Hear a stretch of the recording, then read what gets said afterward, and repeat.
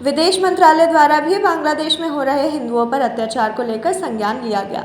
उस पर अपनी प्रतिक्रिया देते हुए कहा, क्यों लोगों को दिखाई नहीं देता, क्यों अन्य पार्टियों को ये दिखाई नहीं देता, क्यों कांग्रेस के राष्ट्रीय अध्यक्ष ने एक शब्द नहीं कहा कि हिंदुओं को मारा जा रहा है। जो सेक्युलर बताने वाली पार्टियां हैं आज क्यों मौन है। डॉक्टर समीर सलीम राज को जान से मारने की धमकी देने पर उन्होंने कहा, सलीम राज को धमकी मिली है। स्वच्छता और शुद्धता के लिए ऐसे मद्रास में राष्ट्रीय विद्या गतिविधियां हो, धार्मिक की जगह राजनीतिक गतिविधियां संचालित हों, उसे साफ करने का प्रयास किया था। उनकी सुरक्षा है और उनकी सुरक्षा और बढ़ाई जाएगी। स्पष्टता के साथ वह काम करें, सरकार उनके साथ है। बांग्लादेश में चिन्मय प्रभु और अन्य लोगों को इस तरीके से जेल में डाला जा रहा है, मारा जा रहा है, चाहे वो पाकिस्तान बना हुआ हो भारत से टूट करके, चाहे वो बांग्लादेश बना हुआ हो। हिंदुओं की संख्या अनवरत कम हुई है। ये आंकड़े कहते हैं, ये परिस्थितियां कहती हैं, ये सब कुछ कहते हैं। फिर भी हमारे देश के कुछ लोगों को जो स्वयं को अनावश्यक सेक्युलर कहते हैं, उनको ये बात समझ नहीं आती है। एक पक्ष मरता रहे, कटता रहे तो सब कुछ ठीक है, अगर वह पक्ष अपनी बात कह दे तो गलत हो जाता है। मैं बिल्कुल इस विषय पर यह कहना चाहता हूं कि बांग्लादेश में हिंदुओं पर जो दमन हो रहा है, इस पर अंतर्राष्ट्रीय स्तर पर सोच करके और उन पर कार्यवाही होनी चाहिए।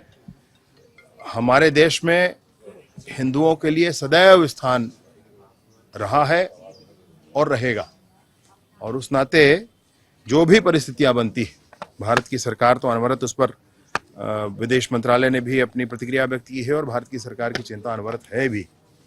परंतु अन्य लोगों को ये क्यों नहीं दिखता है, अन्य पार्टियों को क्यों नहीं दिख रहा है? क्यों कांग्रेस के प्रदेश राष्ट्रीय अध्यक्ष ने एक शब्द नहीं कहा कि भाई हिंदुओं को वहां मारा जा रहा है? क्यों नहीं कहा? क्यों अपने आप को सेक्युलर बताने वाली पार्टियां, समाजवादी और अन्य पार्टियां एक बार नहीं कहती? क्या कारण है भाई इनका? यहां का कोई वोट बैंक खराब होता है उनका? ये निंदनीय है और इस पर पूरे देश को एकजुट खड़े होकर के काम करना चाहिए। सलीम राज जी को जो धमकी मिली है वो दुर्भाग्यपूर्ण है। उन्होंने शुचिता और शुद्धता के लिए कि ऐसे मदरसों में भी अगर जहां पर अराष्ट्रीय गतिविधियां कुछ हों, ऐसे स्थानों पर भी जहां पर धार्मिक के सिवा राजनीतिक गतिविधियां संचालित हों, उनको शुद्धिकरण के लिए उन्होंने प्रयास किया था। और अगर उनको धमकी मिल रही है तो उनकी अभी सुरक्षा है और सुरक्षा बढ़ाई जाएगी, और स्पष्टता के साथ उनको काम करने के लिए हम आग्रह करेंगे कि ये बिल्कुल ठीक दिशा है। इन दिशाओं में ही काम करना होगा और चीजों को ठीक करना होगा। रायपुर से राघवेंद्र पांडे की रिपोर्ट।